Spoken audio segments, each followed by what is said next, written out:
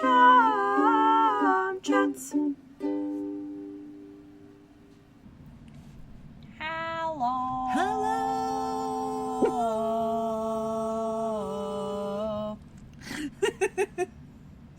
All right, we're done being weird. Hello and welcome to Wait, I'm sorry. We're done being weird? No, not even a little, but you know. Welcome to Tram Chats. We're never done being weird. So true. I think that should be our new tagline.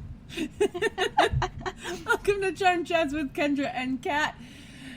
Oh, we are up to episode 210. Mm-hmm. It has been a long ride to get here. Yeah. It doesn't seem it, but it really has. It has been a while since we've recorded. Because shit happens. Yeah, life and stuff and things. So, we're going to get into it just right off the bat. We're not even going to get like 2 minutes in. We're just going to start. Ready? We are at episode 210, which is Heartbreak City. It aired on January 20th, 2000. And according to IMDb, Heartbreak City is a reference to the Elvis Presley song Heartbreak Hotel, which I completely doubt, and so therefore will not be tangenting on Elvis. I will link to Heartbreak Hotel on the website, though, because why wouldn't I? And it's also a reference to the Cars album Heartbreak City. Now that I will tangent on. Oh, before I tangent, I will apologize if you can hear the heater in the background. I don't know why it's on. It's not bad. It's not the heater. The sump pump? Is it the sump pump? No, it's the air. Oh, it's the air conditioning. Well, there we go. Because it's getting hot out. It's getting a little warm. Well, it's warmer than I'd like outside, and I felt like leaving it off would make upstairs be a boiler. I get that. So, I apologize if you can hear the air conditioner or the sump pump or dogs barking. Our brand spanking new sump pump. Yeah. Which apparently is so powerful, it keeps knocking the pipe outside off of the thing. That's funny. It's hilarious. And we gotta fucking fix it. But lately it's been dry enough. We don't have to worry too much. Yeah. Yeah, so there will possibly be some sounds in the background that I just can't edit out. So I figure I will just give that little disclaimer, yeah. Okay, so let's start. Thank you, Blue. Let's start out with our little tangent here about the Cars, because, you know, that's how we work. That's how we do. Yeah. So the Cars are an American rock band. They emerged from the new wave scene in the late 1970s. They originated in Boston, Massachusetts in 1976. Wow, they're a bicentennial band. Yes, indeed. At least for America. Yeah. So we're going to go rapid fire here, where I tell you the name of each band member and one thing that I found interesting when looking them up, because otherwise I'll be talking all night. We will start with singer-songwriter and rhythm guitarist Rick Ocasek. He is married to Czech model Paulina Porizkova, and I practiced saying that name. Yeah, I can tell. Because that was a hard one for me. We get next the singer and bassist Benjamin Orr. He died of pancreatic cancer in 2000, only 6 months after his diagnosis. R.I.P. Lead guitarist Elliot Easton plays left-handed. Oh, he should talk to Matt Myra. Keyboardist Greg Hawkes is also a ukulele player. He has released an album of 15 Beatles songs that he plays on the uke, and he owns a custom Tulsma uke. Ooh, which I shiny. figured you would have a clue as to what that was, which is why I mentioned it, because I have no idea. I'm more focusing on the custom. I don't know what Tulsma is. Okay. And last but not least, we have drummer David Robinson, who now runs an art gallery in Rockport, Massachusetts, where he sells jewelry that he makes himself. Aw, that's nice. Yeah, kind of cool. So links to all of the band members and Paulina Porizkova on the website. You're clicking. I know. Kendra, who has ADHD. Kendra, who wants to look up what a Tulsma ukulele is. And cannot be without her phone for like a minute. Hey, how far? We're 5 minutes in. Shut up. I'm just laughing because of the clicking of the phone. Click, click, click, click, click. It's not clicking, it's tapping. Because that's the sound of my thumbs hitting my screen. You have loud thumbs. I have strong thumbs. I am a bassist. Indeed. Well, while you look that up, I shall continue. Heartbreak City is the 5th studio album by American rock band The Cars. It was released in 1984 and produced by Robert John Lang, also known as Mutt. Yeah. Picking up on a positive commercial response, the cars had many tracks getting airplay, and singles Drive and You Might Think, in particular, both became top 10 hits, reaching number 3 and number 7 positions, respectively. Now, if the name Mutt Lange sounds familiar, it's because he was married to Shania Twain for 17 years. Or because he's named Mutt Lange and you heard it once when you were like 5. I will link to his wiki on the website as well. And while looking up Elliot Easton and finding out that he was left-handed, I happened to wiki handedness.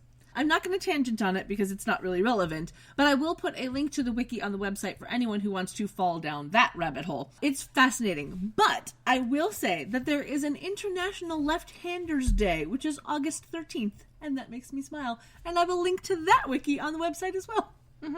Because why not? Back when I was on speech team, there was a dude who was doing, I think it was probably a dramatic interpretation. Could have been humorous, though. But it was basically an analogy for, coming out of the closet, but using left-handedness instead of, oh, I'm gay or whatever. And it was interesting. All right. And I've remembered it, although I cannot to this day remember whether it was humorous or dramatic. Don't know. Meh. Shrug. Shrug. Le shrug. Did you find anything else? No, it's not loading. It's not loading, and I don't know why. How dare it not load? It says I have Wi-Fi, but it won't do anything. Okay, well, I'm not going to be able to look up anything about Talsma Ukes because my fucking phone won't load. Oh, well. All right, let's see if I can find it real quick. DaveTalsma.com. So it looks like Talsma ukuleles are just really pretty painted. Well, that's an odd shape for a ukulele, too, but that could just be... I think the deal is that they just make custom ones. So it looks like the website for Talsma just isn't working. But, I'll put a link to it on the website, and if it's working by the time this episode goes live, we'll find that out. So there we go. Anyway, let's get started into the show, shall we? Shall we? We shall. So we start with a night sky scene that pans over from a bridge, which I think is the Oakland Bay Bridge, by the support posts being in an X shape instead of a square shape, which is the only way in the dark that I can tell the difference between the Oakland Bay Bridge and the Golden Gate Bridge, because they look the same at night, except for the support struts being different shapes. Well, pictures of them do, at least. Yeah. I imagine they don't look the same when you're there because, wait, this bridge isn't here. Yes. Must be this bridge. Yes. And as it pans over, we get a glimpse of the Triangle Building. So there's that. Then we are inside an office building of some sort on a floor higher than 1. We only know that because there is a balcony looking over the floor below, and we have a chandelier hanging from the ceiling that is at the same height as the balcony. Sure. So I am assuming we are on floor 2. Probably. Yeah. A guy in a light gray suit and a woman in a red dress suit walk by, and then we pan into a transition wall to show the other side of the railing. There's a woman in a very short miniskirt walking off screen to the left, and then the woman in the red dress suit walks behind a man who's dressed in an outfit that I could totally see Leo wearing. Yeah. He's wearing black pants, a red sweater that has 2 white lines at the bust, over a white t-shirt, hence the Leo reference, under an off-white jacket. I will be calling him Red Sweater Guy until he has a name, because I know he's going to be important, even though they haven't told us that yet. A man in a dark gray suit, not to be confused with the light gray suit dude from a moment ago, walks up to the woman in the red dress suit, calling out to her, and we learn that her name is Cindy and his name is Max. And we also learn that I cannot possibly give any shits about them as a couple. Yeah, there is that. Yeah. Yep. Like, I could not be less interested in these two. Yep. They are so goddamn, boring. Mall catalog. Yes. Yeah. And honestly, what makes it the worst is that the dude who plays Max, who we'll learn about in a second, looks, well, it's just his eyes. They're way too goddamn pale. And it really made an impact on me because I'm just like, no. No. Yeah. They had less chemistry than Prue and Andy. No, they have less chemistry than Allison and the dude she was supposed to marry from your least favorite episode. Yeah. Is that the couple we've seen thus far that has the least amount of chemistry? It might be. Possibly. Anyway, so since they already have names, I will tell you about the actors really quick.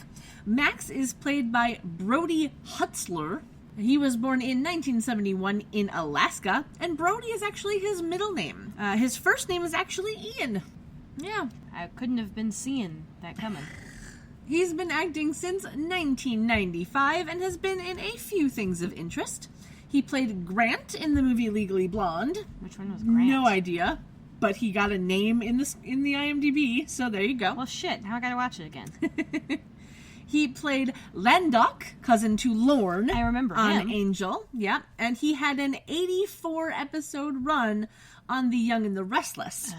And then had a much longer 852-episode run on Days of Our Lives. See, that is just very indicative because he has a face made for soap operas.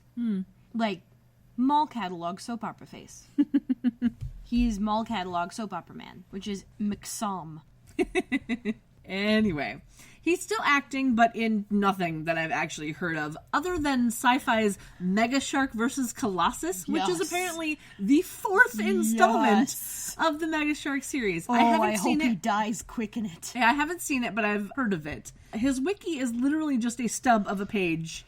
It is only one paragraph of info. That's all you need. Yeah, but I'll put it up there because, I'm me.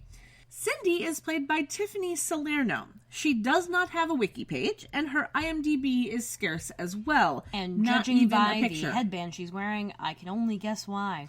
Well, she doesn't even have a picture on IMDb, and her first acting credit is for an episode of Charles in Charge from 1990. She played Carla in Forrest Gump. No idea who that was, but she hasn't acted since 2000. So there you go. So probably since this. No, I think this was like her third to last. So penultimate? Yeah, something like that. Cool. So anyway, Cindy and Max exchange hellos and then some awkward conversation before walking off screen down the stairs, and we pan over to the guy in the red sweater who has his hands crossed over his chest. He is wearing a large ring which glows red momentarily, and he says, "It's a match," before walking after the couple. I'll tell you a little bit about this actor later, since we don't know his name yet, and we'll have time for more tangents later. Cindy and Max engage in more awkward, stilted, supposedly flirty conversation as they walk down the stairs, with Red Sweater Dude awkwardly kind of stalking them, actually. A little bit. They say goodbye and start to walk away. Red Sweater Guy's ring glows, and that activates slow-mo mode on the rest of the scene. Yeah. They're walking in slow motion, and the Red Sweater Dude walks over to her and talks to her about love and being willing to take the risk of getting hurt to find said love, and says some shit about her past. It's like, I know he really hurt you, whatever. Yeah. And then turns to Max and tells him that Cindy thinks that he's still in love with his ex-wife. And that he and Cindy could have a great relationship together. And then the ring glows yet again in a lovely shade of red. And then Max and Cindy stop moving in slow motion. Max asks Cindy out for coffee. She accepts and they walk off together. Coffee this late at night? Are you kidding me? Yeah. And then we get a new scene. We get a night shot of a few buildings and a street with the Oakland Bay Bridge in the background. And Red Sweater Dude is walking along an alley when a guy wearing all black comes from around the corner and attacks him. And we learn that his name is Drazi, so I shall tell you about this actor. Drazi is played by Clayton Rohner. He was born in 1957. He has been acting since 1980, and I remember him from the movie Just One of the Guys, which I think I've mentioned before. I remember him from Star Trek. Okay. He was on an episode of TNG, and I think he might have the distinction of having the worst old age makeup on that entire show, which is saying something. Because he comes in and he's this like old admiral who did peace negotiations that kind of went sour because he just gave everyone weapons, and he took some kind of weird miracle drug that de-aged him, only he took too much, and so he kind of died. Interesting. And he does this weird voice when he's old. It's funky. Interesting. But yeah, I remember him from Just One of the Guys, which is the movie that I recommend to people who think that the Amanda Bynes movie, She's the Man, is a good movie. That movie was a crappy remake of Just One of the Guys. Both of those movies were very loosely based on Shakespeare's Twelfth Night, but that's neither here nor there. Just saying. If you want to see a good movie and you want to see, some boobs, Just One of the Guys. That's a good movie for you. Fair. Fair. Anyway, he's done a bunch of stuff over the years, and he is still acting. And his latest role is a movie called I Was a Teenage Were-Skunk. Oh my god. Which is a comedy homage to the drive-in monster movies of the 1950s. I just love that title. Yeah, it's beautiful. But anyway, back to the show. Yeah. Drazi is manhandling our red sweater friend and throwing him into a dumpster or against a wall and into some wooden crates near the dumpster. Basically whatever's around. Yep. There's I think we would call it an unpleasant exchange. Mm-hmm. And then Drazi kind of reaches his hand into the other dude's chest. We assume squeezes his heart. And there's like a little glowing light that kind of pulses. And then he says some shit about knowing what it feels like to have your heart ripped out. Yeah. Gee, I wonder what their previous encounter was like. Mm-hmm. And then he throws Red Sweater Dude to the ground and stands on his arm to steal his ring. Mm-hmm. Drazi says that he's going to use the ring to tear apart some of Red Sweater Dude's more recent unions by turning love into hate, which is going to slowly and painfully kill our Red Sweater Dude, making him wish that Drazi had just ripped his heart out instead. And then Drazi walks away with Red Sweater Dude calling after him and still in pain on the ground. Mm-hmm. So we know that this is a bad guy. Yeah. And, I mean, we don't honestly, really know a whole heck of a lot. Even without this interaction, we probably could have told that based on Clayton Roner's hairstyle. the kind of wannabe mullet? Yeah. Yeah. Yeah. Because it's very Timothy Olyphant, except Timothy Olyphant wears it much more congenially. Okay. He's on Justified. I haven't watched that. I haven't either. And I think he's on some space thing. Or possibly military. I forget. Maybe it's space military. Maybe I'm remembering wrong. Don't know. Maybe all of these are possible. Well, anything's possible. But anyway, yeah. This guy wears it very sinisterly, I think. Okay. That's what you say when you want me to move on. Damn it, she's learning my tells. Oh, please, I've known that for years. That's what you say when you have nothing to say and you want me to move on so you can have something to say. I know, because guess what, bitch? I do the same thing. Yeah. Actually, no, wait. I don't do the exact same thing. I say, yep. Mm-hmm. Yeah. Yep. Anyway, so let's move on. So then we cut to an exterior shot of the Warner Grand Movie Theater, which is a real place. It has been around since 1931 in downtown San Pedro, California. Any guesses where that is? Not San Francisco? No, if you said it's about 30 minutes south of Los Angeles, you are correct. So that's about, 6.5 hours away from San Francisco. Anyway, we see that the theater is only playing one thing, which is the movie Love Story. So, gee, I wonder what this episode's about. Yeah. So, I'm not going to go into each one, or we would literally be here forever, but there are 18 different films, 12 musical albums, 11 songs, 6 TV shows, a novel, a musical inspired by that novel, a play, a pulp fiction magazine published from 1921 to 1947, a PS2 video game from Japan, a webcomic, and an interactive digital novel that all use some variation of the words love story as a title. Mm-hmm. As per usual, I will put a link to the wiki where you can find all of those things on the website. Uh-huh. I will not put a link to each of those things, but just the main love story wiki. Some of you may have immediately thought of one song that's called Love Story, and yes, it is by Taylor Swift. Yes, indeed. One of the songs is that song. We are assuming, at least I am assuming, that the version of Love Story that they are watching is the 1970 movie, which is actually based on the novel that also inspired that musical. Ah, so it's a universe. So there you go. No, I don't just know. a bunch of shit. Yeah. The novel Love Story inspired both a musical and a movie. I am assuming that the movie is the one that they are watching. Mm-hmm. I'm trying to think of other, books that have done... Color Purple. Yeah. There we go. I found one. All right. There's probably 12 more. Probably. I'm so proud of you. Anyway. Anyway. So we see Prue, Jack, Piper, Dan, and Phoebe walking onto this sidewalk, leaving the theater. Prue is wearing gym shoes with a denim skirt that goes past her knees, and a red poncho with white stitch details as a top. I will not comment on this outfit. But she's continuing the theme because her hair is in pigtail braids. Yeah, 2 little braids. And it seems longer than it was just an episode ago, so there might be some extensions in there. I think there might be. Yeah. Jack just has on jeans, a tan shirt, and a black jacket, because boys, you know. Piper is in a dark gray skirt, pink top, long red leather jacket, and black heels. And she also has a, sleek choker necklace on.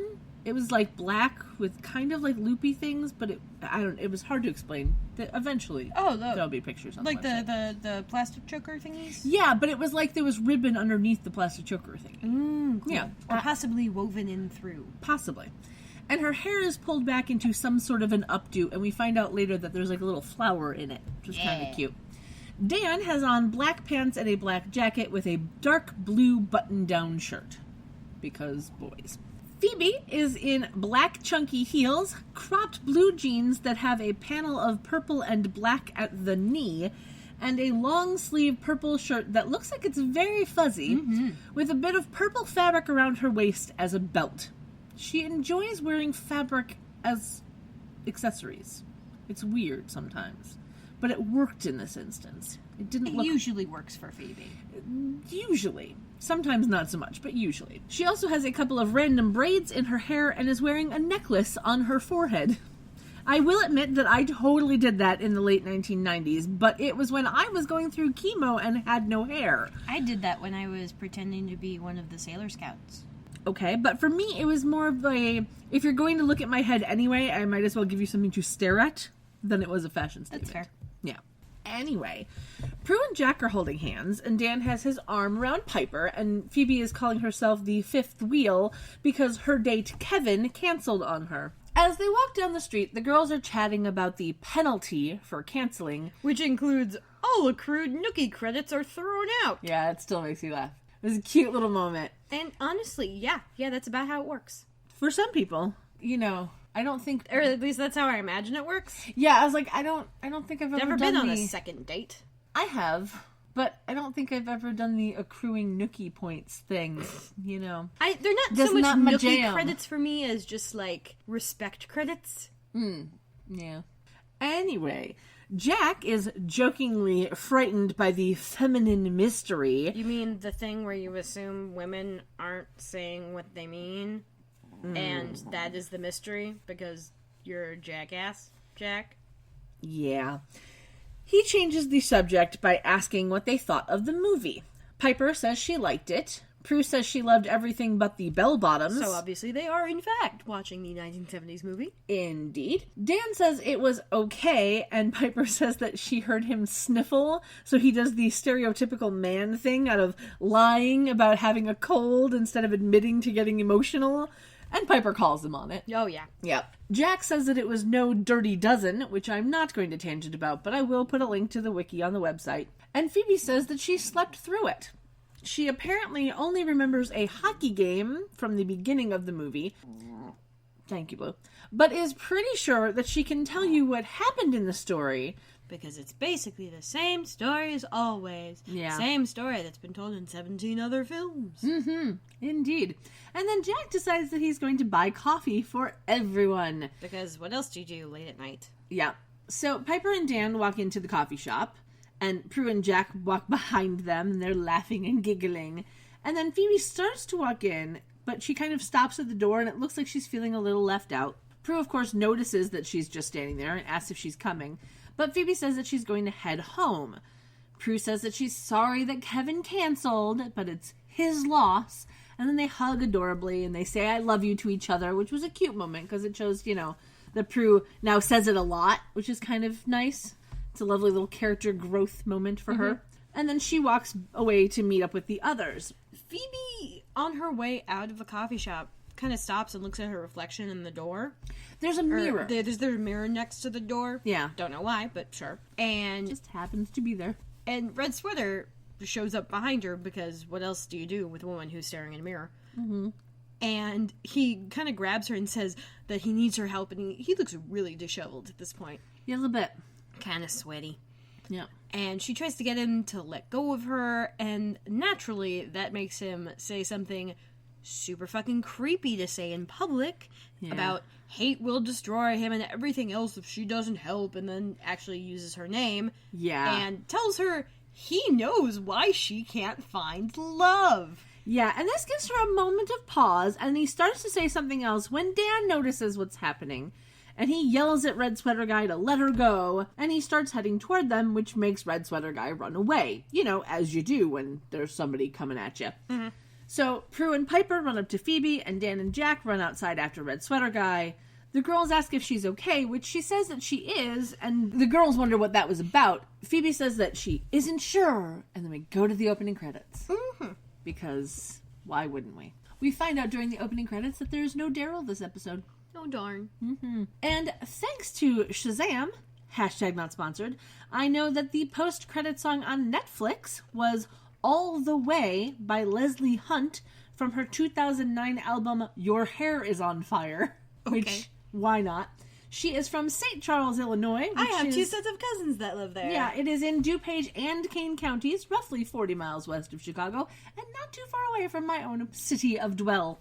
Mm-hmm. She apparently was on the 6th season of American Idol back in 2007, but she only made it to the top 20. That was the season, spoiler, I guess, that Jordan Sparks won. It's 10 years ago. Hey, anyone who is spoiled by that can go suck a bag of dicks.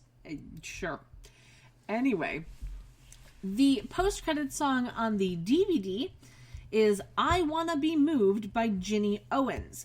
She was born Virginia Lee Owens in 1975 in Jackson, Mississippi, and she has been blind since the age of 2. She is a contemporary Christian music singer-songwriter, and according to her wiki, the song that she is best known for is If You Want Me To. So I will put a link to a YouTube video of her singing that for anyone who wants to watch it. It's a bit more religious than I enjoy, but she does have a pretty voice. So with that, we come back from our credits. We start with a shot of the Golden Gate Bridge, and then get an exterior shot of the manor that pans down and to the left, giving us a little glimpse at the Swan Hitch. Yay! Has somebody else been keeping track of that? Because I haven't. Regina, have you? Susanna, have you? Amanda, would you start doing that? I don't know. You're probably more close to the beginning. Yeah, possibly. Anyway. Phoebe walks out of her bedroom. She's wearing a white cami top with, guess, no bra. No bra, yeah. Nipples on display. And alert. Uh-huh. And she has paired that with blue and white striped pajama pants. And her hair is in a very high ponytail. Mm-hmm. It's kind of cute, actually. And we get to see a sequence of her knocking on her sister's doors and opening them to find no one home. Yeah, she opens the doors without really waiting very long.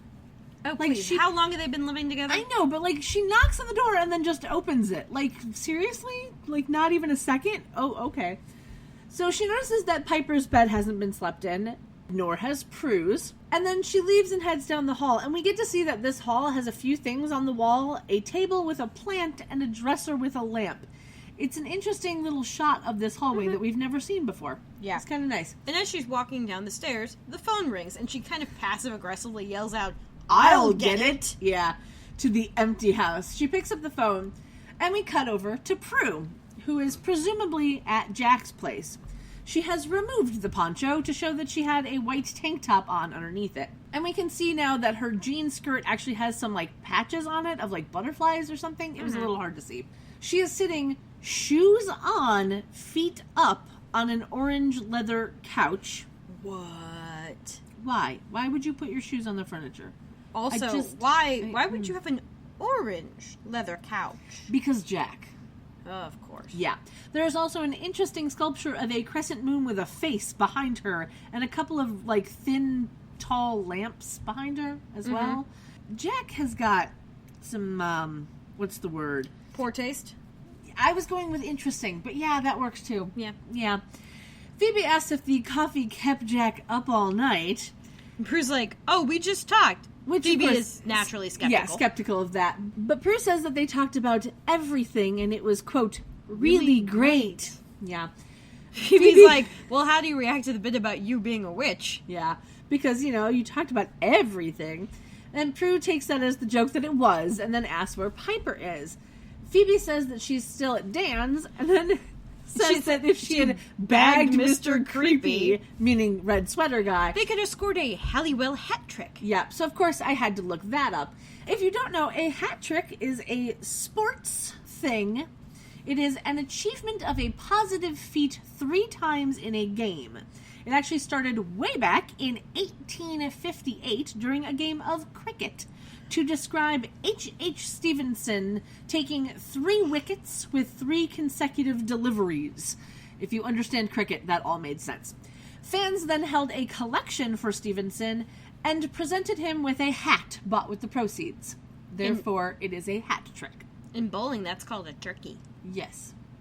I only know this because I was on the junior varsity bowling team in high school. That's adorable. My bowling ball is over there. Well, alrighty then. Anyway, Phoebe assures Prue that she is happy for her and Piper because they deserve to be happy, and then Red Sweater Guy comes up behind her in the house saying that they need a new lock on the back door. Which leads to the excellent bit where Phoebe drops the phone, turns around, and kicks him in the mouth. Yep. It sends him flying all the way to the base of the stairs, which, means it wasn't really that forceful of a kick, but... Oh, it was still beautiful. Yeah.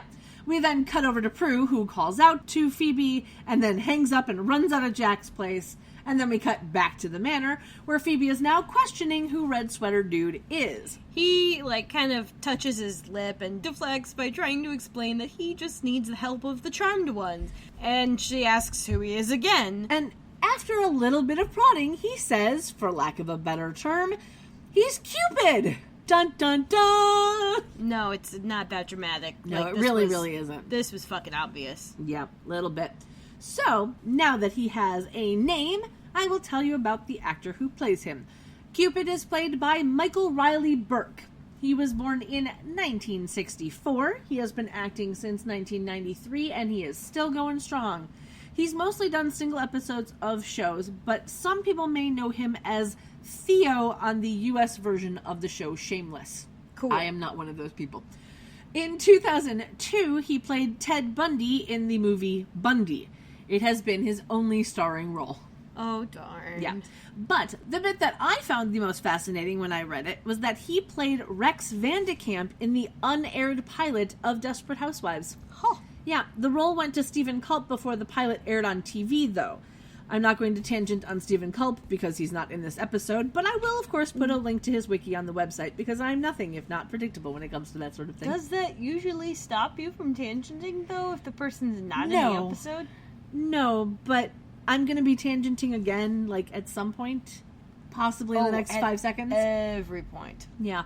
So, we cut to next door at Dan's house, and in his bedroom, there is a framed piece of art on the wall that got my attention. It is a woman and some grapes and the word Cinzano. Well, I read it as Cinzano at the bottom. But it's Italian. But I didn't know that at the time. So, because I'm me, of course, I then had to look this up. Apparently, Cinzano is an Italian brand of vermouth. Gesundheit. Yeah. The poster that is this framed piece of art is actually an ad for said vermouth, circa 1910, made by Leonetto Capiello. I'm good with the Italian. It's the Polish somehow that messes me up. And the French. Practice. And the French. The French always messes me up. But I'm part Polish. You would think that the Polish wouldn't be as hard for me. Polish is hard, though. For native English speakers, yeah, it is. It's A little bit. baffling. Yep. So, of course, links on the website, yada, yada, yada. Piper is lying on Dan's bed when he comes in. He is wearing a gray tank top and blue boxers, and she is wearing the blue button-down shirt that he had on the night before. Her hair is down, but she is still wearing the choker necklace, for some reason, and she is wearing a silver ring on the ring finger of her right hand that I don't think we've ever seen her wearing before. Just saying. He is carrying a tray with food, a rose, and a box of jewelry. Piper naturally hones right in on that there box, But Dan deflects by asking if she wants the morning paper. Yeah, so she questions him again, and he assures her that it's not a ring, and she doesn't have to keep it if she doesn't want to, so she picks up the box.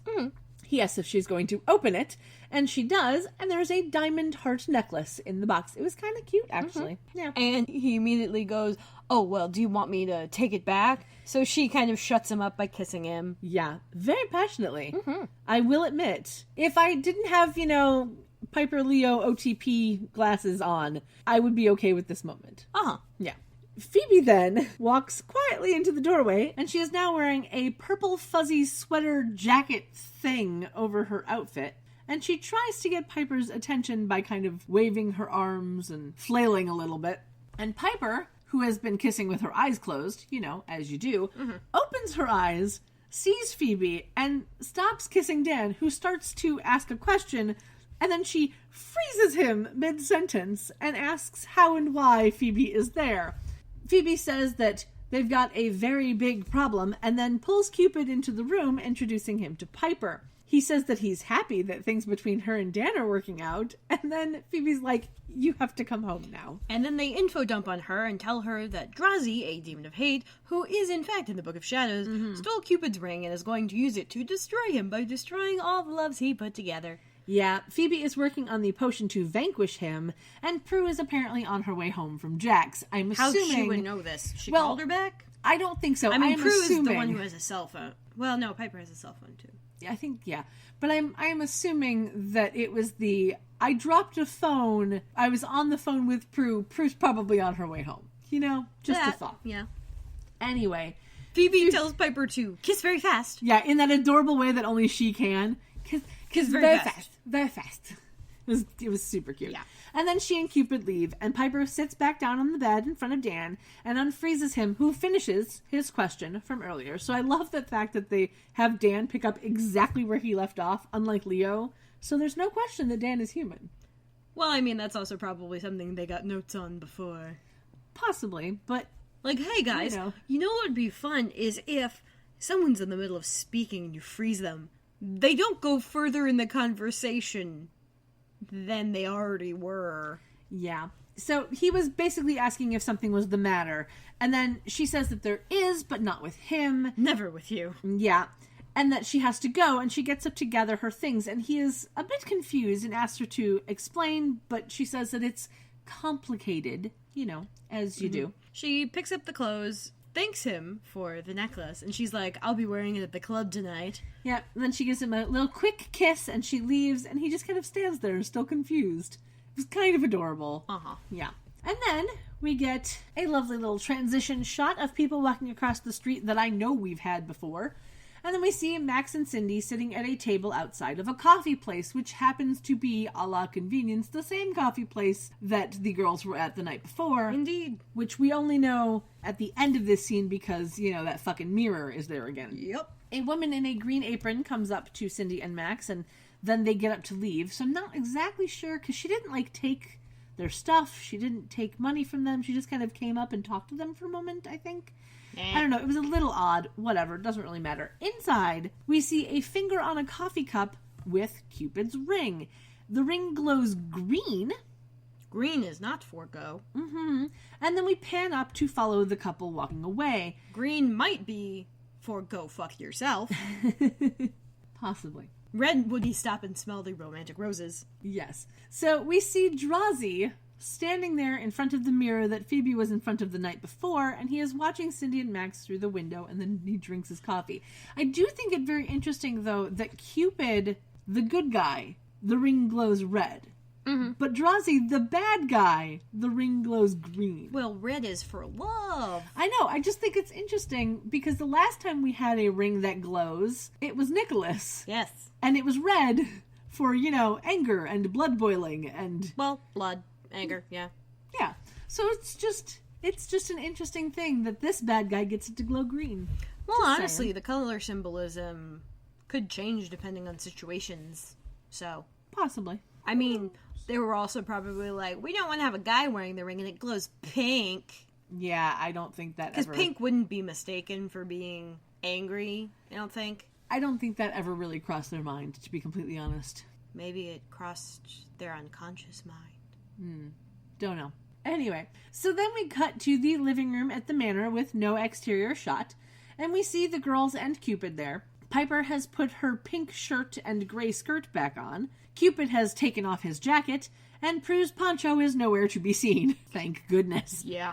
Prue and Piper are having a hard time believing that this guy is Cupid. And they keep making jokes about Cupid being a chubby-wubby baby with bow and arrows, and then ask him to do something supernatural. Yeah. He's like, bitches, Drosy took my ring. Like, yeah, that's where my power comes from. Like, I can't do it without the ring. And Piper's like, well, you gotta do something to make us believe you. Yeah, so he starts listing off a bunch of names. Yeah, he points to a sister and lists off a few names, some of which we recognize. Mm-hmm. Like, he points at Prue and he's like, Andy, by the way, I'm sorry about that. Yeah, he gives his sincerest condolences. And then points at Phoebe and lists off like a dozen names. Yeah. And she stops him before he can, like, continue on. Yeah, she gets a little defensive, is like, I didn't love all of them. And he's like, but you could have if you didn't have a closed heart. Yeah, which of course makes her defensive again. Because it's a very attacky phrase. Yeah, it is a little bit. But he tells her that people won't stick around if they don't think there's any feeling there. And then Prue asks if he made all of their past relationships happen. And he's like, I've only been here for about the past 2 years, so, as long as the show's been here. Yeah. And he's like, I helped with Jack and Dan. Not Jack and Diane, but Jack and Dan. And other agents have helped them the rest of their lives. So he did not help with Andy, because they met Andy when they were kids, and so therefore he was not responsible for that one. So this does set up the fact that Cupid is more of a job description, which is an interesting concept, and it's a lovely little, we are setting this up in the canon now typey thing. Yeah. Which is interesting, which means, it could come back at a later date. Mm-hmm. Possibly. So Piper asks if he connected her to Leo. And he's like, no, you guys did that on your own. Because, we are verboten from those sorts of love connections. Yeah, they are forbidden for obvious reasons. Phoebe, of course, then wants to bring the topic back to her, but he says that there is no time to waste in vanquishing Drazi. He's like, well, how do we find him? And then Cupid says that they can sense each other because they're connected cosmically. And then delivers the beautifully cliche line of, there's a fine line between love and hate. Yeah, it makes Piper roll her eyes, but he does remind them that they are in danger. So Phoebe reminds him that they're always in danger, but he says that Drazi will eventually kill the ability to love, which is apparently a fate worse than death. And they all kind of stare at each other for a moment. Yeah, what sort of heteronormative bullshit is this? Well, And then we cut over to Max, who is buying some flowers from a woman in a stall on the street. She was wearing like a purple muumuu. Yeah. It was very weird. It was interesting. Yeah. He brings them over to Cindy and he's like, I'm sorry, there weren't any roses. Yeah, they get a little sappy and they kiss, and then Drazi appears. And they go into slow motion as the ring glows green, and Drazi puts thoughts into Cindy's head that Max is still sleeping with his ex-wife, and thoughts into Max's head that Cindy is just with him for his money. Then disappears, and instant argument starts up. Yeah. Like, there wasn't even kindling, just suddenly there's a bonfire there, and they're gonna go throw flaming sticks at each other. Yeah, apparently this is how Drazi works. Just instantaneous, I'm mad at you, instant hate craziness. Cindy throws the flowers to the ground, and Max starts walking backwards away from her, and he walks into the road, still yelling at her. A truck beeps their horn at Max, and then he walks past it, but then gets run over by a red Corvette. Well, he gets hit by a red Corvette in what has got to be the slowest car crash ever. That wasn't made for a Vine joke, yes. Yeah, he walks backwards, you hear the truck horn, and then he walks a little further back, and it was like the car was coming in at maybe 1-2 miles per hour at the most, and he hits it and kind of bounces off it was so slow and just weird looking. It was comical. Yeah. And then we see Drazi just kind of watching the action. It was comical, just like their relationship. Well, there is that. We see Drazi watching from the crowd, and then we get a quick cut to the manor where Cupid, who has put his jacket back on, clutches his chest in pain. Very dramatic. Then a quick cut back to Drazi walking away from the accident before we come back to Cupid's overacting, pained falling on the floor in the manor. Piper then walks in, and she is now wearing a long-sleeve green shirt and black pants. Sure. For some reason, she has changed outfits. She calls out for her sisters, who come in from the dining room, and they are also in new clothes, which I will tell you about mostly when we see them next. Though I could tell that Prue is wearing a sleeveless white dress tied at the back with some, blue beaded necklaces. She's still going for, a weird appropriated native vibe, it seems. Yeah. Phoebe is in a long-sleeve white shirt with, an orange-brown crocheted cami over top with some, brown beaded necklaces. I couldn't really see what else she had on. But just remembering the sleeveless white dress on Prue. Just pin that outfit in your brain. It's kind of crushing her boobs, too. A little bit. It's just pushing them all the way down. Yeah. So just put a pin in that outfit for a moment. Just a tiny pin. But not so far in, because then you'll poke her and then she'll bleed on it and it won't be white anymore. Yeah. So they ask what is wrong, and Cupid says, Drazi, he's killing love. Yeah, and then we fade into a commercial break. And when we come back, we pan down from an ambulance to see Max on a stretcher. And there's a policeman talking to Cindy, and this is where I'm I like this character right now. Because she's being cynical and, telling the cop that he's a dumbass, he deserves to die. Walking out into traffic like that? Yeah. It was kind of funny, and in that moment, you're just yeah, all right. This is better acting. Yeah. You don't do flirty, and you don't do in love very well, but you do man. bitch. Yeah. You do bitch real well. Oh, this is great. Yep. So then the girls and Cupid pull up in Piper's SUV, and they get out and walk over to Max. Piper has now added a green puffy vest to her outfit, and Prue has added a jean jacket over hers. Phoebe has completely covered up with a long wool coat, but I can tell that she is wearing brown pants. Yeah, she's going with the theme. Yeah. Cupid tells him that the man is Max and explains that he matched him with Cindy the night before. He tells Phoebe that Cindy was afraid to risk love too, and she thinks that he's picking on her because... He is? Yeah, a little bit. Because it's not easy to find love with all the demon hunting they have to do. Also, how fucking professional is this? You're on a mission, and you stop to take time to needle one of the women that you're working with? Well, you know. Come on, Cupid. Yeah. He says that her sisters don't seem to be having any problem finding love. Which, whatever. And she changes the subject back to the Drazi situation. The Drazi situation. That sounds like a good movie title. Possibly, yeah. Cupid is positive that Drazi is still somewhere nearby, feels him out, and then points at him. Drazi walks off, tipping them off that he knows that they're onto him. And Cupid asks if Phoebe has the potion, which she assures him that she does, and they start running after Drazi. Prue tells Piper to freeze him as they reach the stairs, but apparently he's too far away because her power hasn't gotten that, powerful yet. Prue loses her footing on the stairs as she astral projects. We cut over to Drazi, who is running down a street near some unused buses and streetcars. They're not running, so they do not count toward the tally. I approve. Yep. Astral Prue then appears in front of him, surprising him. And she tries to use her power, but it's not working. Yeah, so we learned that her power does not work in her astral form.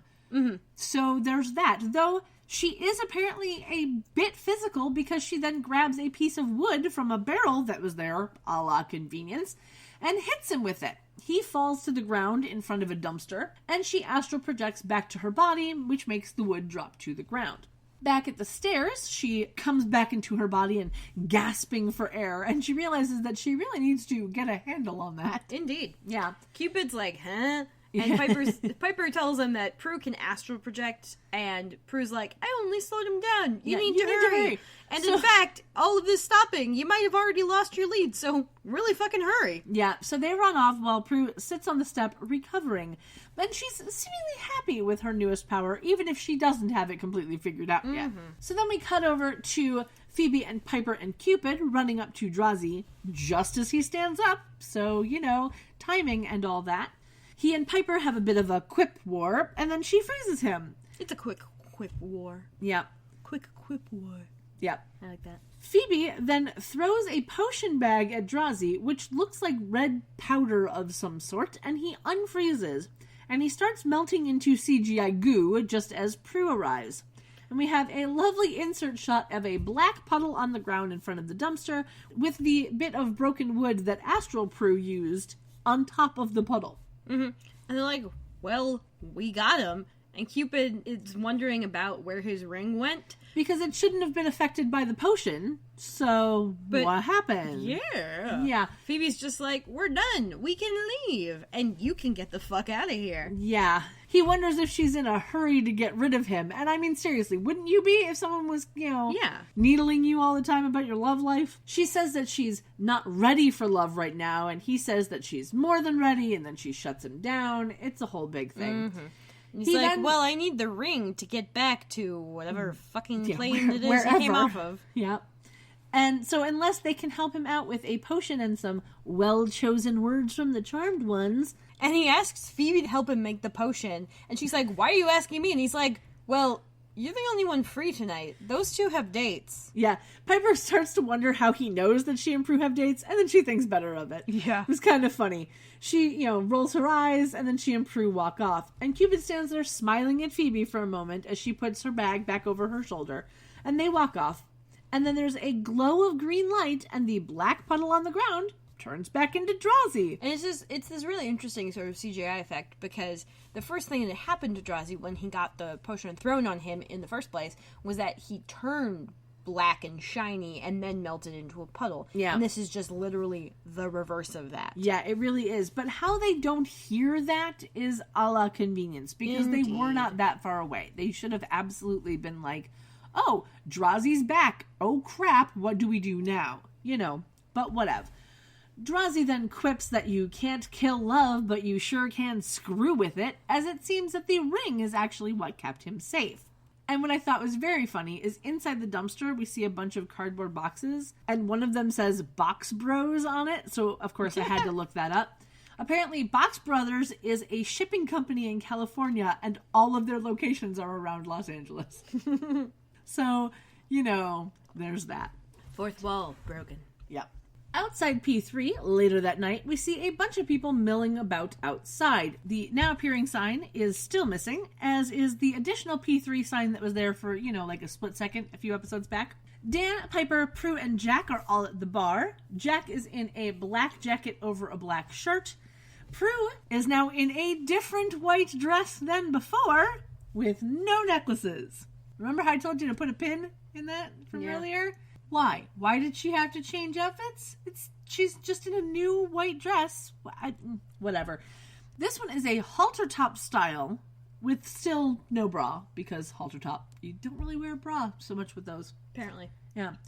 Piper is in a black top that's sheer on the shoulders, and Dan is in a light blue top with long sleeves. Prue is looking at Piper's necklace, and we learn that Prue actually helped Dan pick it out because she's wearing the cute little diamond. She thanks Prue and does a sexy little I'll thank you again later kind of thing to Dan, which prompts Jack to ask where he can buy a necklace like that. Yep. Dan and Piper laugh, and then Prue walks away with a little smile on her face. And then Jack suggests that they find a table and get some food, and they all start heading off. And then we cut to an exterior night shot of the manor, which leads us into Phoebe and Cupid in the kitchen, making another potion. This is the one to send him home. Mm-hmm. Apparently, now, the crocheted cami top that Phoebe is wearing over her long-sleeve white shirt is actually shades of brown, red, and orange, and it has, like, an open weave. It was actually kind of cute. I liked it. Mm-hmm. She's kind of, like, picking the ingredients of the potion up and throwing them into a bowl, and very poorly trying to pretend that she's not annoyed about being home doing work with this dude who's been egging her on all day while her sisters are out having fun. Yeah. She asks Cupid why Drazi is ticked at him, and we learn that Drazi fell in love with a mortal woman, and then Cupid redirected her love towards a mortal man, whom she married, so Drazi blames him for being denied love. Gee, have we had this plot line already? Yeah, Phoebe starts stirring some stuff in a bowl, like, really fast, and Cupid tries to remind her to slow down, which she does not. At all. Yeah, but she questions a demon being able to love. Now, Gee, seriously. did we have this storyline Yeah, already? does she not remember episode 121 with Daisy and Alec? I mean, seriously. Apparently not. Darklighter, She was a bit loving. distracted, though, there, because, she had to deal with telekinesis. Yeah, I guess so. Anyway, Cupid says that it is frightening, but if demons can open their hearts to love, that there's hope for her. Oh my god, what kind of negging is this? Yeah, she stops stirring and tries to say that her heart is open, just not to everybody, and that she's picky. And he's like, you're not picky, you're terrified. But then yeah. won't tell her what she's terrified of. Yeah, so she just wants to be done with this conversation. And she returns to stirring very quickly. And he's like, well, at least stir correctly. And, we get into a scene from Ghost. Because he stands behind her and puts his arms around her and puts his hands on her hands and helps her stir the stuff in the bowl. Nice and slow, yeah. We learn that they're making the travel potion with an aphrodisiac, and the key ingredient is the desire to go home, because home is where your heart is. So your real heart's in your chest. Thank you. He asks her if she's afraid of loss, and she tries to joke around to put him off the question, but somehow smelling the potion makes her forget to be cynical. She leans back into him, and he asks what not loving has gotten her. She kind of, dazedly says, it's kept me safe from people leaving. Yeah, like her mother and her father did. And then she mentions that he's leaving too, so he asks if she's falling for him, which immediately snaps her out of whatever dreamlike state she was falling into. Yeah. And she walks away from him saying that she's not falling for him. Thank you very much. Yeah. He does the announcer thing where he goes, ladies and gentlemen, Phoebe Halliwell running away from love. It was kind of funny. Yeah, it was kind of funny, that moment. That one was funny. Yeah. She says that he's Cupid and he's the one leaving, but he says that he is just the potential for true love, and that she always confuses the message with the messenger, and asks her to open her heart for real. Okay, so for let's both their sakes, apparently. Let's just, go to a cardiac wing of a major hospital and have a little open heart surgery. That'll work, right? Yeah, totally. Absolutely. Uh-huh. But I do like the thought of you're confusing the message with the messenger. That's kind of an interesting concept, that. Well, when the messenger's a dick, though... Well, there is that. Back at P3, Prue, Piper, Jack, and Dan are sitting at a table, and Jack is waxing poetic about knowing the owners having benefits, which Dan jokes as free chicken wings. Before Prue thinks it's time for a bathroom break for her and Pipper, which was just very funny. She's still making that little joke. Yeah. It's like, I'm not sure why it stuck around, but I truly enjoy it. Because it's funny. Yeah. And then she and Piper head off, leaving the boys alone at the table. And we cut outside the bathroom as Prue and Piper arrive. And we can now see that Piper's outfit is the brown sheer top over a brown cami top. I thought it was black before, but it was actually Must brown. have been the lighting. Yep. And it's paired with a brown skirt. And there's some pattern happening on it, but it's a little hard to see. But I think we've seen this outfit before, or at least pieces of it, because the skirt kind of looked a little familiar. Es posible? Yeah, not completely positive on it. Prue just wants to make sure that Piper is okay with the fact that she let Dan buy the necklace for Piper, and that she doesn't secretly wish that the necklace came from Leo. Piper says that she really likes it and isn't secretly wishing it came from Leo, but it kind of sounds like she's just trying to convince herself of that. Yeah. Prue says that it's strange to feel this way because, they have these guys that are waiting for them and they care about. Yeah. Because who care about them? Yeah, because things are just going so well. And then after a little bit of joking, Piper agrees that they seem to be finding a balance in their lives, with the exception of being able to tell their men their secrets. Prue tells Piper that everybody has little secrets, including Jack and Dan. And then Piper comes up with one of the best lines of the episode. Yep. She says, unless they're transvestite Nazi war criminals with great facelifts, I think we've got them beat. Yeah, it was the best line. I love it so much. Prue agrees that they're never going to have normal lives, but at least they're going to try, and then the bathroom is finally free and they run inside. And this entire scene has been happening where they're clearly lined up against a wall and slowly inching forward in the line. Yeah, they kind of scoot to the side every once in a while because you can tell that more people are going into the bathroom and coming out. Yeah, it was Super duper cute. That was very realistic, too. Mm-hmm. Totally. So then we cut back to Jack and Dan, who are discussing their Halliwell women. And Jack mentions, it seems like they're always vanishing. Yep. And then Dan very astutely says, it seems like sometimes time just stands still for a second, and when it starts up again, Piper's a totally different person. Yeah. Jack tells him to ask her about it, and Dan's like, I have. She always gives me the runaround. So Jack says, don't ask her about it. And then Phoebe and Cupid arrive. Phoebe asks where her sisters are. Jack says that they're in the ladies' room. And then Jack and Dan both seem to recognize Cupid. Like, haven't I seen you somewhere? And he just lamely replies, I've been around. Yeah. And then Phoebe pulls him away. Dan goes back to the conversation with Jack. And another thing. Yeah. There's always these strange dudes popping in and out of their place. Who the fuck are they? Yeah. And then we see Drazi enter P3, and he stands on the stairs as Jack and Dan realize that Dan seems to be falling in love with Piper. Drazi then sees them, and the ring glows green. And we go to commercial break. Go fuck yourself. Yeah. When we come back from our commercial break, we get an exterior shot of P3. This one looks a little more familiar to me. I think it's been used before. Like, you know, if it were to pan down, we'd see Jenny coming into view. Maybe. Yeah, possibly. If she were still on the show. Yeah. Inside, Prue and Piper walk out of the bathroom as Cupid and Phoebe come walking up. They exchange pleasantries and then get down to business. To defeat the Huns. Indeed. Sorry, the Drazi. Yes. Phoebe has the potion and the spell ready to go. They just need a spot to do it in. Piper says that they can use the stockroom, and then Prue asks if it's going to take long. So Phoebe tells them to let their boys know that they'll be back in a few minutes, and Prue and Piper run out to Jack and Dan.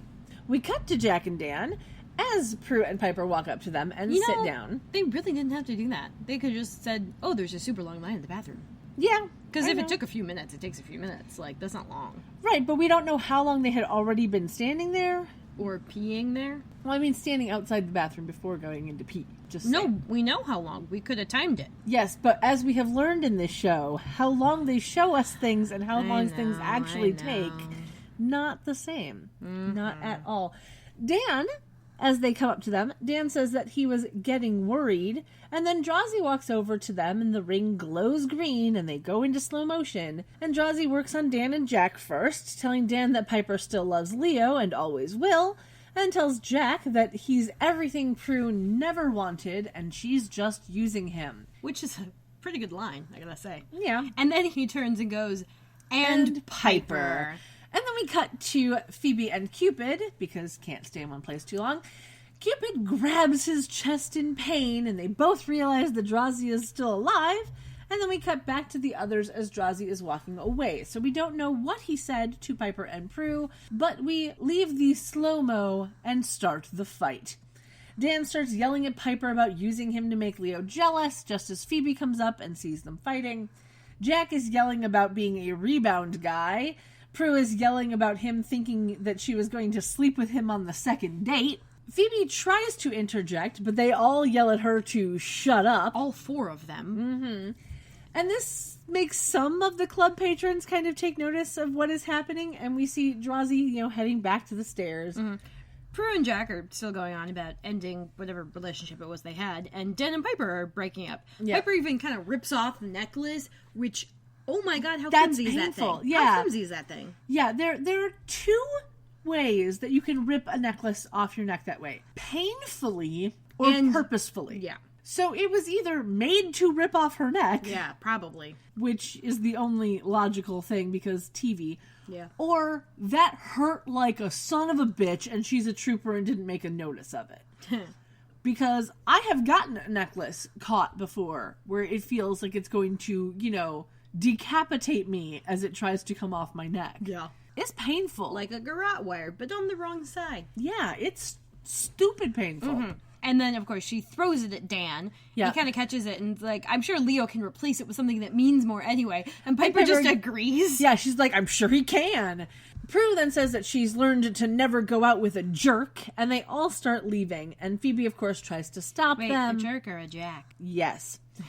Phoebe, of course, tries to stop them, but Cupid reminds her that they're under Drazi's spell. And he's like, dude, why couldn't you sense him? Well, I thought he was dead. Yeah, which shouldn't be a thing. Just because you think someone's dead, if you have perception. a cosmic connection, you should be able to feel him. Yeah, but sometimes logic can trump instinct. Logic, always ruining my plans.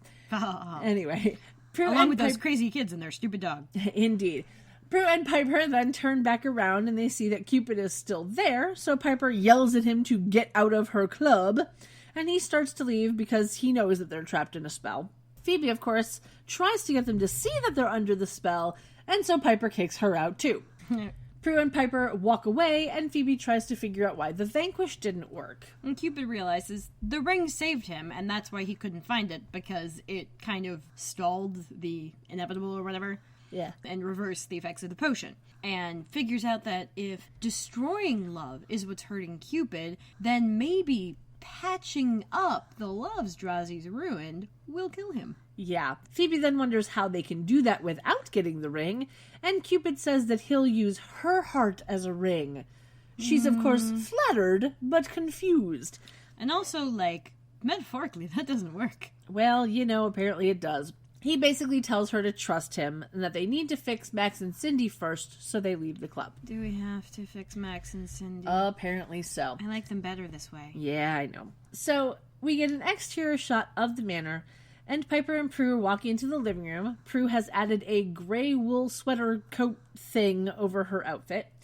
And they're still talking about Jack and Dan and being mad at them as they come into the living room and sit down on the couch. But after a moment of bitter talk, they kind of sober up, and they realize, some of what the guys said was a bit true. Yeah, that Piper still does think about Leo, and Prue is on the rebound. Prue has a moment of realization that Drazi may have had something to do with this. She kind of asks Piper, and Piper's like, nah, we vanquished him. And then they both lose the feeling real quick. Yeah, it was kind of funny. They have a cute sister moment where they, cuddle with each other, and they call the boys scum. And then they're like, are you scum?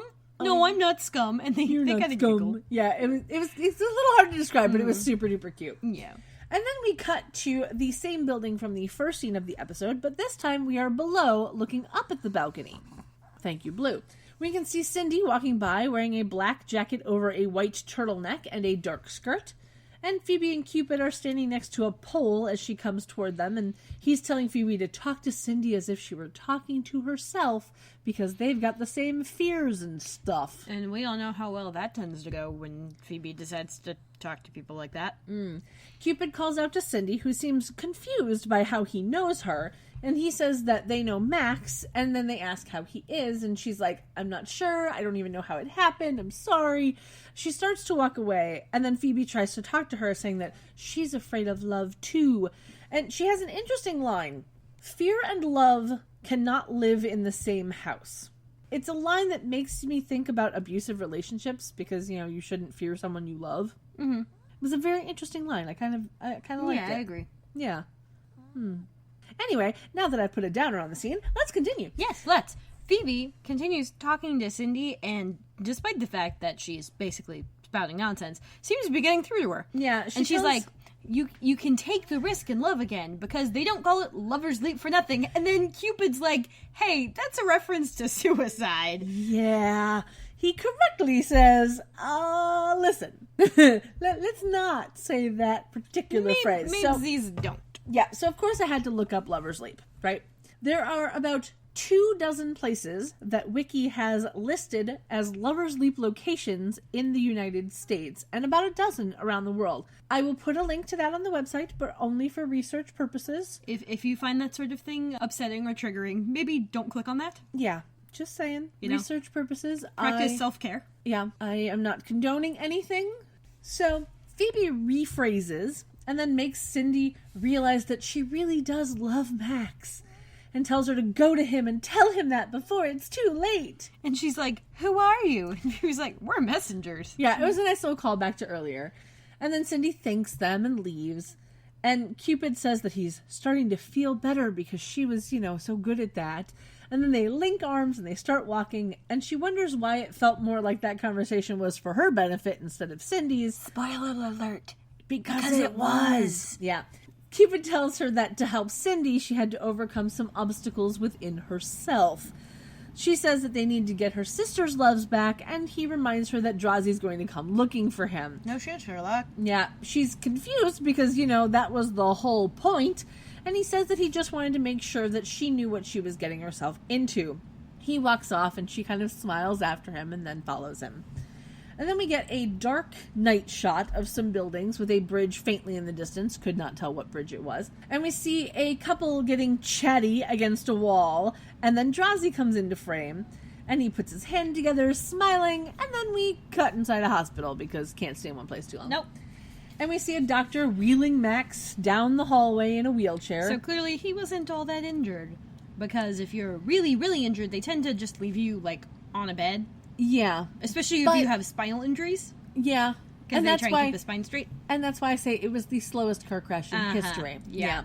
Cindy then comes up to him holding a bunch of flowers, apologizing that there aren't any roses, which is another cute little callback to earlier. And this makes me like her a little bit more, because why don't we get flowers for boys more often? I know, right? That should be just a mutual thing. Hey, I want to say something to you, so here are some flowers. Yeah.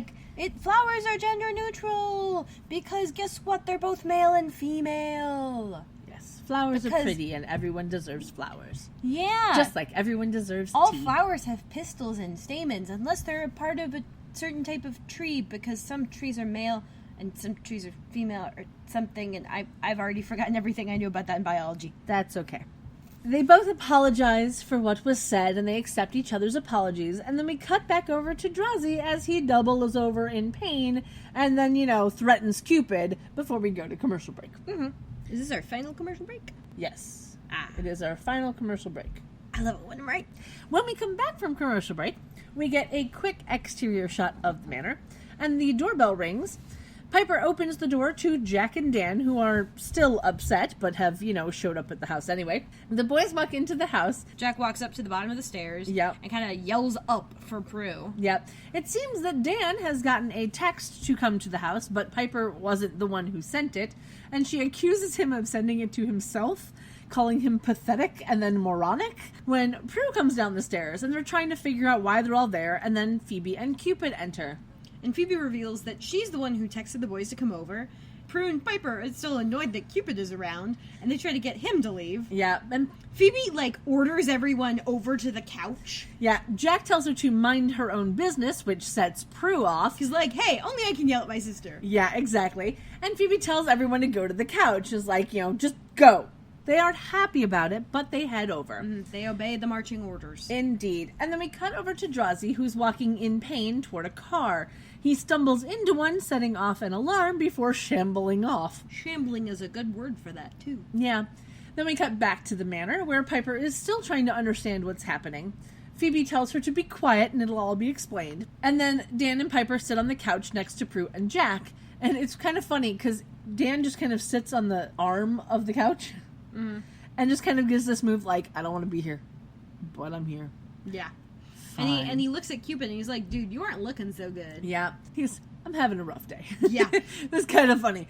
Phoebe tells them all that they're acting like they're under a spell. Which super pricks up Prue and Piper's ears, and they're vocally worried about what she's gonna say next. Yeah, but she tells them that they need to stop thinking and just feel. And then Cupid reminds Prue of how she felt the first time she saw Jack, which, was that she hated him. But he says that opposites attract, and after a while he started to make her smile and laugh, and, Prue and Jack kind of look at each other, and Prue does smile just a little bit. We get a quick cut to Drazi by a tree, and then a shot of the house, which shows us that he is getting closer. It only took him 8 to 10 hours. Yeah, I don't know. Of probably just walking and shambling into various parked cars. Yeah. Back inside the house, Phoebe reminds Piper and Dan that they're both super into each other, and they start talking about their feelings. And Dan brings up her keeping secrets, and she says that it has nothing to do with him. So, of course, he asks if it has to do with Leo, and she says that it doesn't. Because that's honestly true. Yeah. Cupid knows that Drazi is close, so Phoebe gets Jack and Dan to go down to the corner market and get whatever the food of love is, even if it's Cheetos and soda. And then asks for a couple of frozen pizzas as well. Yeah, it was kind of cute. It was like, could you pick up a couple of frozen pizzas too? thanks. Like, do my shopping for me. Yeah. Dan says that he'll drive. Phoebe tells them to take their time, and they both leave. We can now see that Phoebe's pants have a red stitching detail up the side of the leg, and the crochet cami thing has fringe on the bottom. I kind of liked it. It was kind of cute. It's no Surrey, and the fringe is not on the top, but it's nice. Sure. Nice little Oklahoma reference. Thank you. I like to have the winds blow freely down the plain sometimes. Anyway, Phoebe clues her sisters in that Drazi is still alive, that he's on their way to their house, and he's the reason that they hated Jack and Dan tonight. Piper wonders what they do now, and Phoebe says that they're already doing it. They're letting Jack and Dan back into their hearts. No. Prue, of course, is like, you know that I don't love Jack, And right? Cupid's like, yeah, but you do like him a lot. And it's helped you open to love. Drazi then walks around a corner in the house, grabs Cupid, reaches into his chest, and grabs his heart. They really need to fix that lock on the back door. Right? Piper, of course, then freezes them with Drazi's hand inside Cupid's chest and wonders, what are we going to do? Phoebe says, we do the same thing as before, but this time the ring won't be on Drazi's finger. Yeah, she kind of goes, the same thing, but different. Which was just like, really? Really? Well, people always say that the definition of insanity is trying the same thing over and over again and expecting different results. Except, hey, you already did the control test before. Let's try adding a variable. Indeed. So she goes over and she takes the ring from Drazi and puts it onto Cupid's finger. Piper is, wondering how she's sure that it'll work. And of course, Phoebe says that she isn't sure, but as she grabs a bowl of potion off the table, she says that Cupid has taught her that love is a risk. She then throws the red powdery potion onto Drazi, and he and Cupid unfreeze. Drazi starts yelling, "Not again!" And then does the whole black puddle transformation CGI shit. Yeah, but this time the puddle disappears once it hits the floor. So they know that he is definitely gone this time, and Cupid is all better. And in fact, he's gone into makeup, and he looks a lot better. Yeah, he doesn't look as pale anymore. He says that he has to go, tells Phoebe to remember him, and we see her sisters smiling in the background, and then he leans in and kisses her. And then he waves, and he disappears in a burst of light that's, coming from his heart, and it's a tiny little heart shape. Yeah, it was kind of adorable. Which is a very interesting sort of transportation image. Yeah. You get the dark layers with the dark Orbeez, and you get the white layers with the white Orbeez. And then you get Cupid. And you get the demons with the blinking. Yeah. The warlocks with the blinking, rather. I don't know that we've necessarily seen that many demons transporting themselves yet. But yeah, that was cheesy. Yeah, it was kind of cute, though. It was adorable. Oh my god, it was so cheesy. And she says that he's a great kisser. But she's just like, that boy can kiss. I was like, really? It wasn't even a French kiss. It was just a long peck. She's literally kissing Cupid, though. I guess so. Anyway, so after that little moment, we cut over to outside the same movie theater as before, but now the movie being shown is The Dirty Dozen. Hey, callbacks! Yeah, so many callbacks in this episode. I didn't tangent about it before, and I'm not going to tangent on it now, but the link for The Dirty Dozen will be at the bottom of the link list, because it goes with this scene. And if you haven't figured out by now, I usually put the links in the order that we talk about them. Because I'm weird like that. So, we see Jack and Dan and Prue and Piper walking out of the theater. Dan is in black pants, a white t-shirt, and a brown overshirt. Jack is in jeans, a gray shirt, and a brown jacket. Piper is in jeans, a red turtleneck, and a brown jacket. And she has a necklace on that I'm assuming is the diamond heart necklace from earlier, but we never get a close-up shot of it. Prue is in a long brown skirt, black shirt, and a long black coat, and she has a necklace that has a large amber stone on it. But we don't really see a close-up of that either.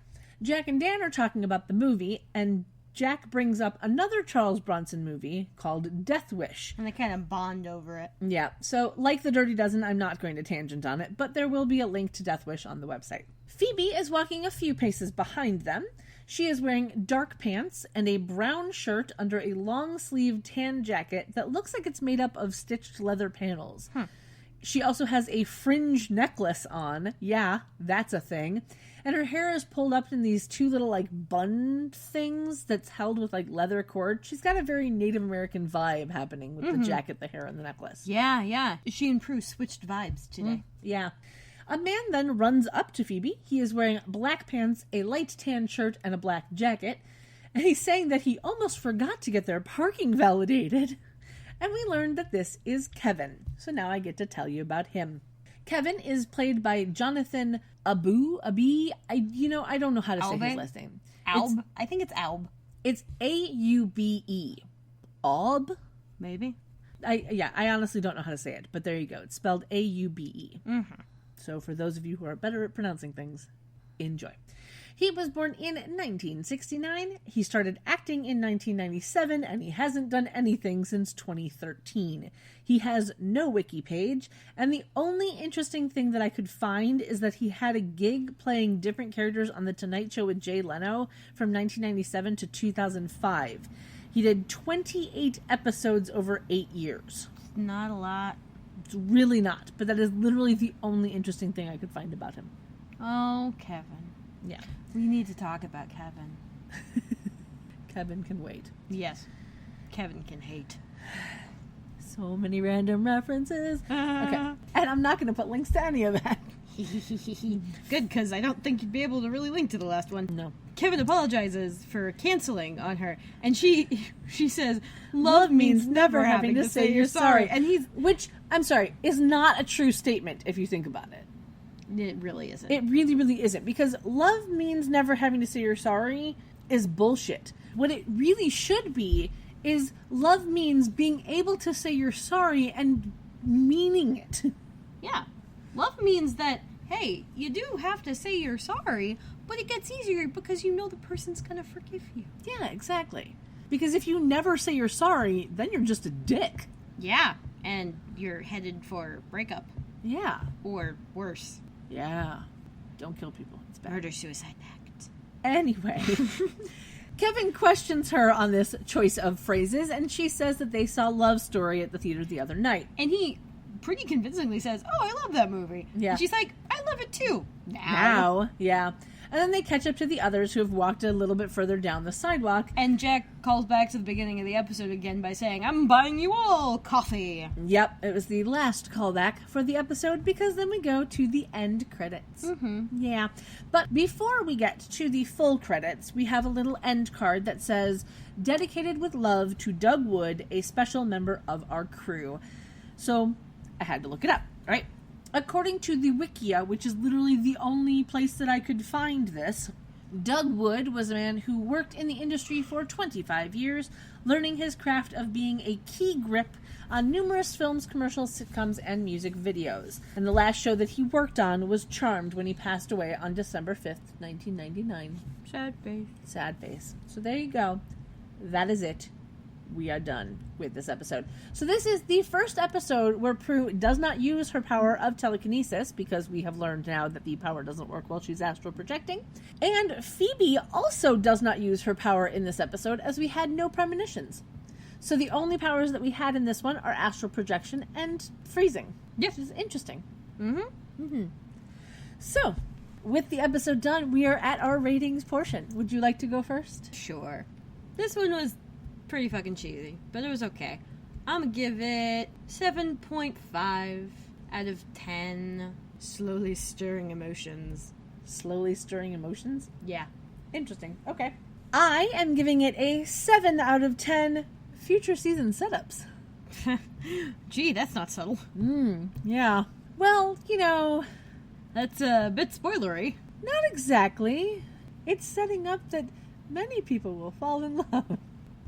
I am hanging my head, because that was a lame excuse. Almost as lame as Max in his wheelchair. Or in that goddamn oversized suit of his. Oy. Well, there is that.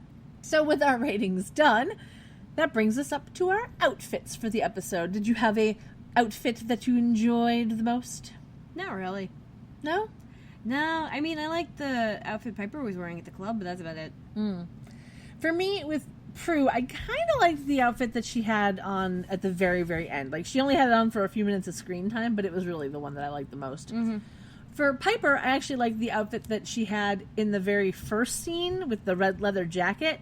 That was my favorite. But without the jacket, like, because she wore it for other scenes without the jacket, I thought it was kind of boring. So I think I just really like that red leather jacket.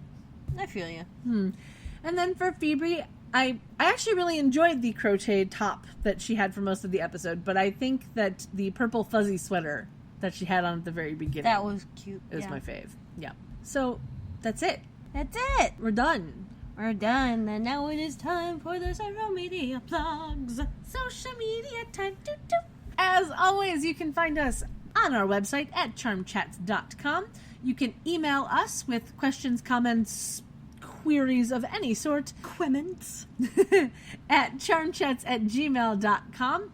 We are on Twitter and Tumblr. You can find both of those at charmchatspod.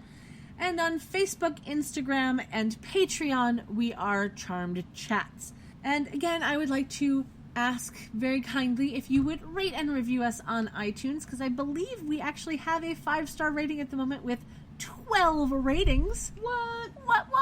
Kind of awesome. Thank you all. We love you. So, yeah, it's kind of amazing. And we would like to get more ratings, because more ratings means more people listening, which means more awesome people learning about our stuff, and I enjoy that immensely. So, with all of that said and done, I think we're good for another episode. So, until next time, Sleep tight. Don't let the warlocks bite. bye! Bye. Phoebe, Piper, and Prue, they've got evil to slay and some potions to brew. So we'll see where it's at. It's week